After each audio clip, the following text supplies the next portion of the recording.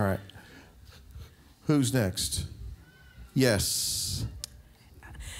I have a question regarding food as well, but this has to do with plants. Leviticus 19:23. When you come into the land and have planted all kinds of trees for food, then you shall count their fruit as forbidden.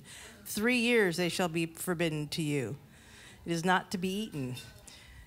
Does that apply for us now? I mean, we just bought land and I just planted a bunch of trees.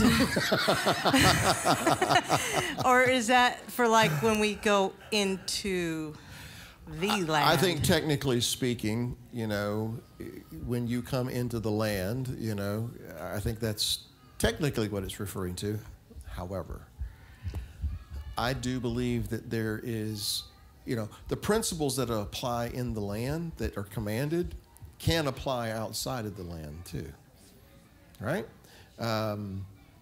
Letting the land rest, for instance. Mm-hmm. That's a commandment that when you come into the land, you know, every 7th year you let the land rest. But I know that the principle works outside of the land because I know people who have put it to the test and they've done things according to that principle. So I'm kind of the view, and this is what I've chosen to do, to follow that principle, you know. So I've kind of got some things, you know, that are coming up on that time, you know. Mm-hmm. When it's the 4th year, it's going to be holy unto the Lord, but the 5th year, you know, you can partake of it, right? So I'm just kind of interesting to see what the 3rd year fruit looks like versus the 4th year fruit versus the 5th year.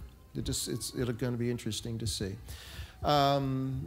So that's my view of it.